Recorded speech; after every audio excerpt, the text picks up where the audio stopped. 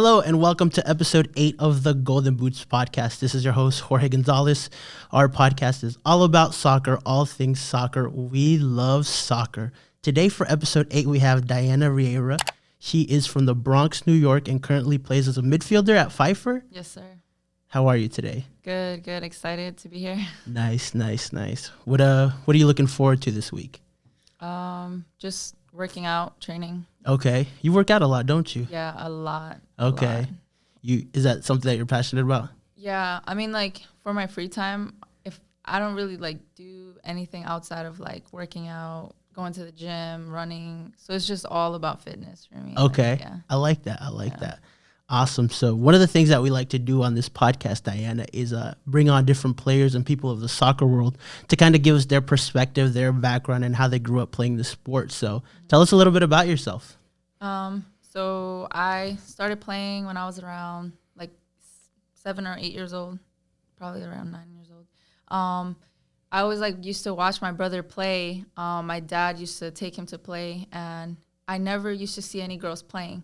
We're in the team that he was in. Okay. And then one day we went to this new team, and I saw there was a girl, and I was like, wait, like, oh my God, girls can play, like. And my dad was like, you want to go play? And I was like, yeah, like, let's do it. So I remember I had Converse on, I had some shorts, and I was like, I just went into play. And after that, like, I just like fell in love with like playing, working out, like training and all that stuff. So after that, I remember like, as long as I can remember, I was like playing with guys. Okay. Guys. And me and the girl, we were like the only females in like Spanish leagues and like all that were actually playing against guys. And me and her became like really good friends. And so, then like my dad, he started taking soccer a little more serious for us, and he started training us and doing all that. And in New York, there's a lot of leagues that you can play in, a lot of like Spanish leagues and like all that. So it just gave me like more chances like to be able to play in like different teams, different environments and stuff. And so, yeah. And that's pretty cool. Do you feel like what kind of a player are you? Are you more of an aggressive player or like? Oh, for sure. If you know me, you know that I don't play no games, like, and especially like growing up in the Bronx, like. Bronx people are crazy. Like when I say New Yorkers, we do not. I was just about to ask you like about that. We do not play like, and my temper used to be so bad. Like I had like anger issues. Like I swear I would be fighting or like on the field. Like like girls would like push me around, or like the dudes would like push me around. I'm like that type of player. Like I like when a dude like plays hard, like bodies me. Like I like that competition. Okay. Like, I love. Dang, you're just a natural born competitor, then, yeah, of course. Yeah. Sure. Nice. That's pretty cool. So you played there, and then you came here. Yeah. So we were like in the midst of moving, and we moved to North Carolina, like 3 or 4 years ago, and then I started playing for Nutmegging. Okay. Which is I only played there for like 2 years. A year and a half. Okay. Because I came like kind of like at the end of like my 11th grade. Okay. Year, so. Did people notice that New Yorker aggressiveness in you? Oh yeah. I didn't even have to say anything. Like I would be this is how bad it was. I would get on the school bus. The very first time I got on a school bus was here in North Carolina, because we don't take school buses in New York. Okay. So people wouldn't even have to like ask me like, where are you from? They would just be like, hey, like, you're from up north, right? Like, you're from New York? And I'd be like, yeah, how'd you know? Oh, I can tell. And it was just, and like on the soccer field, like people would just be like, oh my God, like you play so dirty. And I'm like, no, I use my body. Like that's just how I am. I got you. Yeah, I have a lot of family in New York too. And like everyone moves so fast up there. Oh yeah. Like, especially like when I'm on vacation, everybody's like on the go. I'm like, yo, relax. And they're like, nah, this is how we roll up here. That's how it is. Nice. Tell me about some of the differences, because then you went on to play at Pfeiffer. What were the biggest differences that you noticed from high school soccer to college soccer? I guess just the way in college it's a little more serious, so the players took it more serious. I think like high school was just kind of like people just played because their friends played, or like people just played like because it was a pastime, so it wasn't really like serious to a point. But going to college, it was just like everyone was like, okay, let's hit the gym, like let's lift weights, like, you know, how are we gonna get better for the next game? And that whole college aspect was like what I was looking for this whole time, you know, that I couldn't find in high school.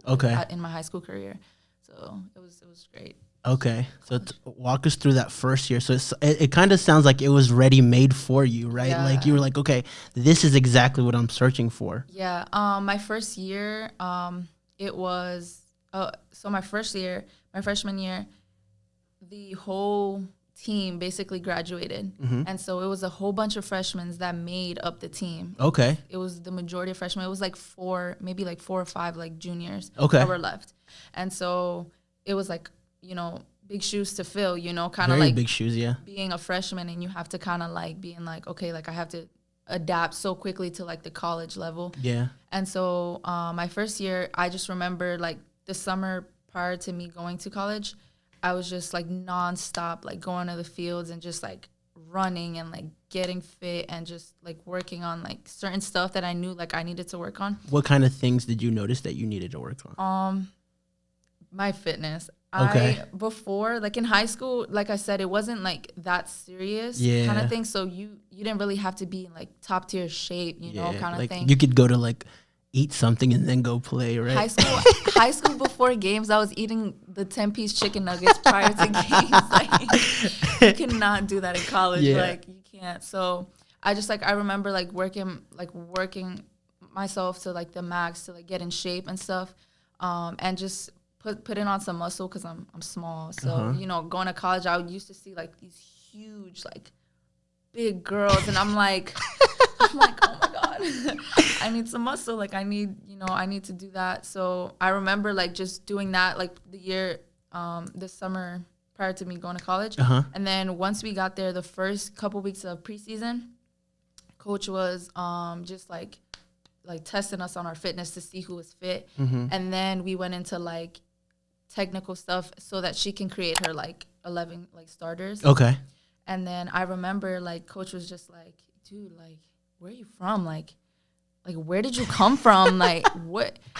Like you play so different, like and this and that. And I'm just like, I don't know. Like what kind of things did she notice? Did she tell you like that you were doing that were different? Yeah, so my first and my second year, it was 2 different coaches, and both coaches kind of like told me like similar things. They were very like, I'm very outgoing on the field, so I don't know how to explain it. It's kind of like they would say like I bring like a little magic touch to the field because I don't like to play like, you know, touches too much, like playing back or like, you know, just simple stuff. Like I like to make the game interesting. So I like to dribble. So you're like a 10 then, huh? I don't know. Like I like to dribble. I like to nutmeg people. I like, you know, rainbow, Maradona, all that crazy stuff. Like I that's kind of like what I like to do just to make the game fun, interesting, you know, like. And I remember like they would always tell me that like, yo, like you bring some fire to the team, and then because also like I was very like feisty and like, you know, my New York attitude came out on the field. Did you talk dirty to players? I used to do that all the time, all the time. We'll be like waiting for like the ball will be on this. I'm like, yo, like you're not that good, dude. Like, just step off. Like, what are you doing? Like, I just nutmegged you like 20 minutes ago, and like they'll be so upset. And like it's just like these girls in college, especially like girls in college, because like high school, like, you know, it's not, like I said, it's not really serious. Yeah, it's like just playing, your friends playing, so okay, I'll play too, right? Yeah, so college, like they're always like, man, like nah, I got this, and they'll go even harder when you like talk crap, like, and they'll just go even harder. I feel like you like that, like you wanted more better competition, so you made them better, so you could play better. Yeah, that's how it is. Yeah. Nice. So how far did you guys make it that first season? I know you said there was a lot of freshmen on the team. Yeah. How did you guys gel together? So we were a really great team. Like we honestly, like that has been like one of my favorite teams that I've ever played in, because like the girls were so like, you know how everyone's like, you know, you got to be friends so that you can kind of like work together better. And that's kind of how it was. Like my first year, like all the girls were amazing. Like I loved all of them. And like that just made our chemistry on the field even better. So we made it undefeated at home the whole season. And we were like a couple games away from beating like the school's record for the women's team. Wow, and that was your first year? And that was my first year. And it was a big accomplishment because we didn't lose not one home game. And it was crazy because we were all freshmen, you know. Yeah. So it was good. And then our second year, we actually won conference, which we hadn't done in quite a while for like our program. So it was great. Yeah. Okay. So do you feel like you were taking a leadership role in that team as well, or you were just part of the team, or? I don't know. I just, I don't know, like, I don't want to say, like, I did, like, have, you know, moments where I was like, let's go, you know, like, we got this kind of thing. But I'm more of, like, a behind-the-scenes supportive, like, player. Like, I don't, like, there was captains. Like, I let the captains, you know, do what they got to do. But, and, you know, in practice or, like, outside of, like, the field, like, I was more kind of, like, that main role. Okay, I got you. You were kind of I got you. The supporting cast is always important too. Yeah. Nice. Well, that's cool. I know you also mentioned to me that your dad played soccer and your sister played soccer, right? Yeah. Soccer has just been like big part of my life for as long as I can remember. My dad, he played kind of like semi-pro in his country. It kind of works a little different than here. It's like a little bit easier to go kind of pro in like, you know, other countries. Yeah. You know. Especially like in South America. So he played for a while, but then he moved here. And then my sister, she currently plays professional for the women's nationals team. Okay. She was a captain for like 2 or 3 years, and she actually played in the last Women's World Cup. Oh, that's cool. Yeah. She's really, really good. She actually like beat the most goal scorer record for the male soccer player and like in Ecuador. Wow, so she that's like awesome. beat his score. Yeah, she's nice. Is there anything that you learned from her, or did you ask her any questions, or like is it? I mean, like it's kind of hard, like kind of like staying in contact because she's so far. She has her own businesses, like she's practicing and stuff like that. But she's always like telling me how the one thing that she always like tells me is like keep going, like. Like, just keep going for what you want. And I always tell her, like, my dream since I was little is, like, I always wanted to play pro. And for like, a year or two, I kind of debated whether I wanted to go to Ecuador and live there so that I can play.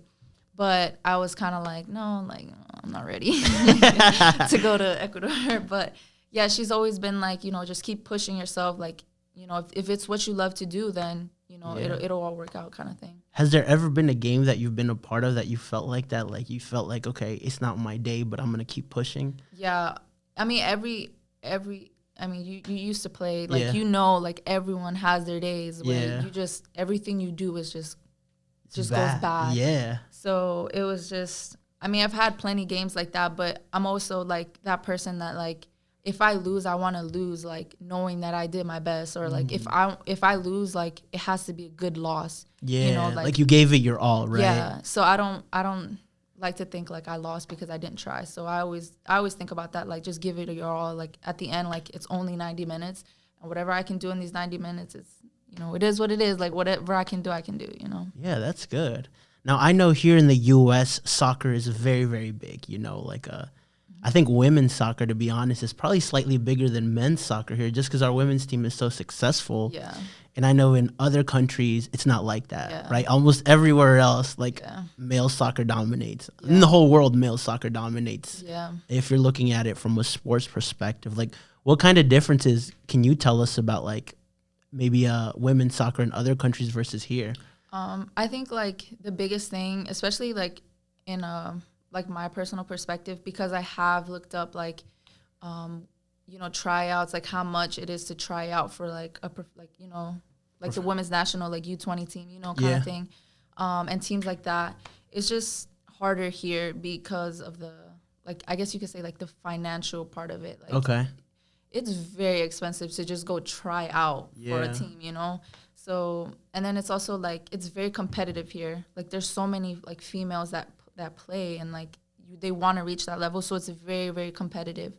Unlike in like other teams like Ecuador, there's barely females that play, and it's why do you easier. think that is? I just think like in other countries, I can't speak for every country, but I can speak for like Ecuador, 'cause that's where my family's from and stuff. I think it's very more of a traditional thing that, you know, males play this sport. Yeah. Like females should be, you know, in the kitchen or like, you know, doing this stuff. Like, and it's just, I mean, now recently, like with everything that's been going on, like, you know, more females are doing like all these things that it's being broadcasted more to soccer games, like female soccer games, which is cool. Yeah, and then we have like people like my sister. She's a big role model in her country because she's a successful female. You know? And so just things like that just make it easier for you to like be pro or like make it to that level of other countries and stuff. So yeah, I think that's pretty cool actually, because it's kind of like it's breaking barriers, right? Like what you're doing, like 30 years ago, like I don't even think there was women's soccer like in college. Like I'm not too certain about that fact, but yeah, of course. No, I just think like if you like, especially it's just like a great feeling knowing that like you're breaking barriers, doing what you love to do, you know, kind of thing, like something fun. So nice, cool. Well, say I was like a 16, 17, 14-year-old girl, right? And like since you're so big into fitness, and I said, hey, I want to play. Like, what kind of things would you work on? Would you have me work on? I mean, it kind of just like depends. You know, if you have any experience or like, or if you just want to be fit in general to play any sport, I think just like knowing your body first, like learning your body, like your muscles, your you know how everything works in your body, so that you know what you need to work on. For me. Just like working out my legs is big because obviously like I use my legs for soccer, but that also helps with speed. It helps with, you know, strength, like pushing people out the ball, you know, kind of thing. So I mean, like just an advice that I would give anybody that like wants to like play soccer or anything, just kind of like listen to your body, like just work on, just start from the beginning. What's the basics? The basics. Yeah, just start with the basics because if you see videos on YouTube and stuff, like professional soccer players, like they still work out the basics. Yeah, like, 100%. They still do the basics because like the basics go a long way. Yeah. All the other fancy stuff and all the other nice little things, like they come along the way. Okay. But just, you know, start with the basics and stuff.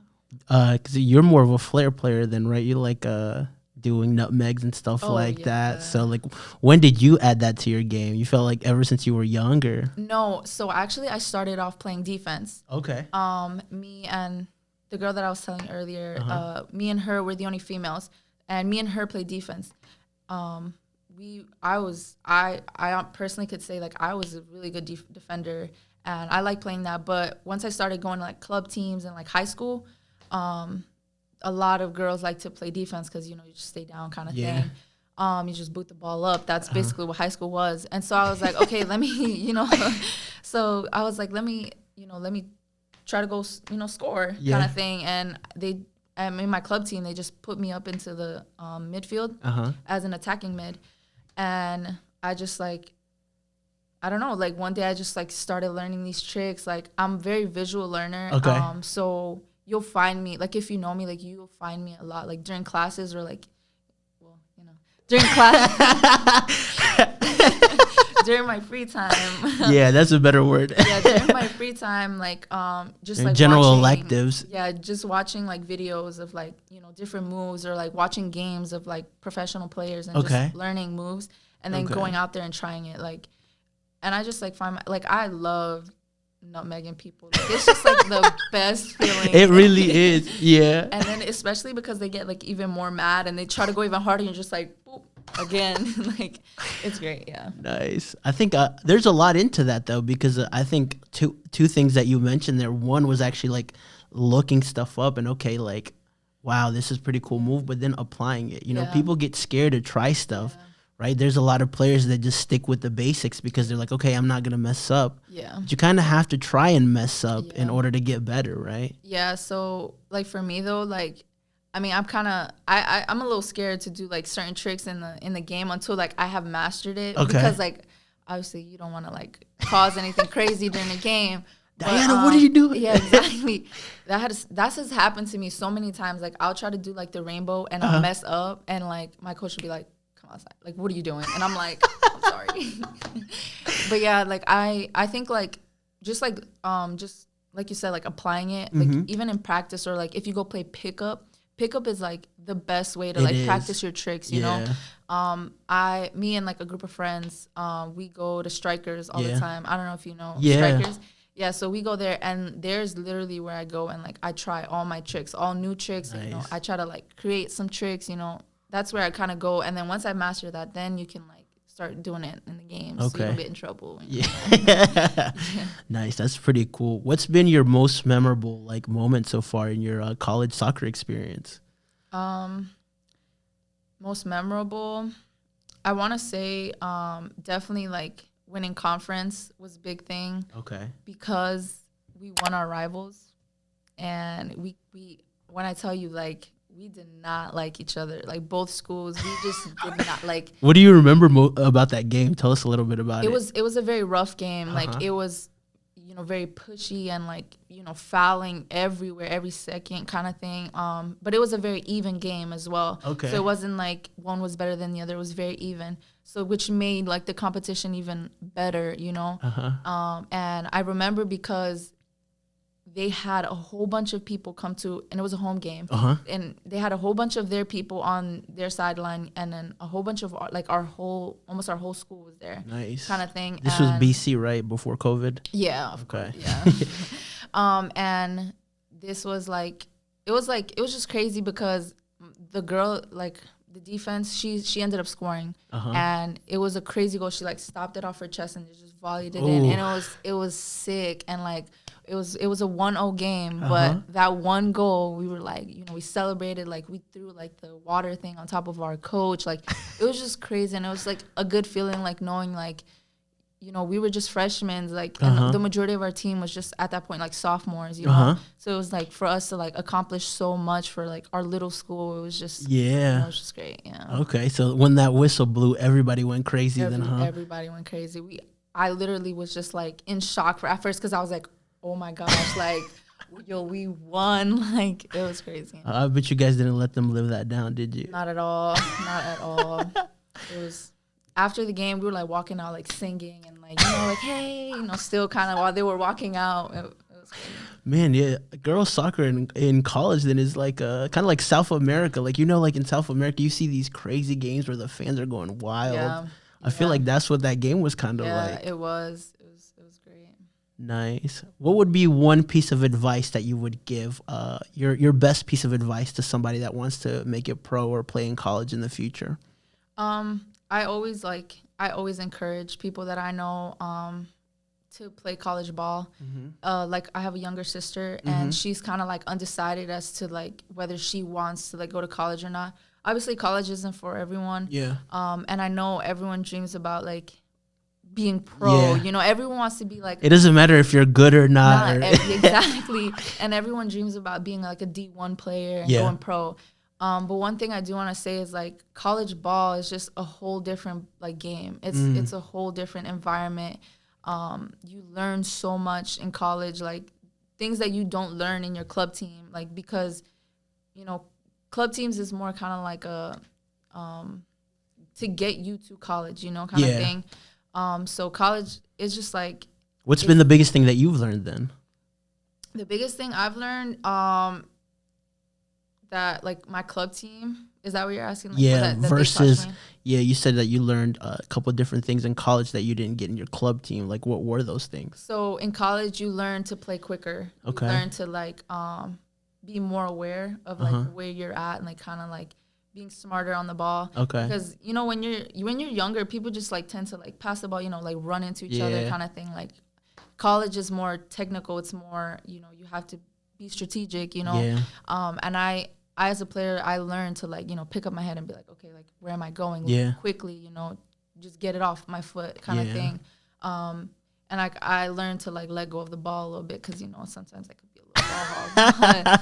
So I've been told, but yeah, I just like, yeah. Yeah, I think I feel like that's better. Like I'd rather be known for being a ball hog than never being on the ball, you know? That's very true. That's true. Yeah, I mean, like I said, like I just encourage it because, like, one thing I would say is just kind of like if that's what you're dreaming, like that's what you dream about, like go for it. Like just do you and like don't let people like tell you, oh no, like you can't do it. Like, it's so hard to be a D1 player. Yeah, it's hard to be a D1 player, but you don't need to be a D1 player to be pro. Yeah. And that's like the misconception that people like think like because you're D3 you can't go pro. Like, I know so many like D3 players that have gone overseas and like have played, you know, pro, semi-pro, and it's just like there's so many good players in D3 and D2 that didn't make it to D1, you know. Yeah. So it's kind of like it doesn't matter where you're at. Like your progress is like it's you. Like your 100% is different from their 100%. 100%. And I think like people don't understand. Like you'll always have haters, you know, especially when you're succeeding, right? Yeah. Like I think the most important thing, like as long as you believe in yourself, it doesn't matter if it's a coach or somebody that you know or somebody that you care about. Someone will tell you, will say, hey, it's not good or whatever. But as long as you believe it, I think that's the most important thing. Yeah. I mean, like, one thing I always say is, like, if you're having fun, if you love what you're doing, then you're successful, you know? Like, kind of thing. I like that. Yeah. That's really good. Because I think at the end of the day, like, when we're looking back at our lives, I don't know, when we're like 80, 85, 90, like, we're not going to think about, like, the things that we did. We're going to think about the things that, hey, I wish I would have tried this, right? Yeah. So I'd rather try it and fail it than, like, not try it at all, right? Yeah. Well, cool. Well, awesome. This concludes episode 8 of the Golden Boots podcast. Dayanna, thank you so much for coming on. Of course. Thank you for having me.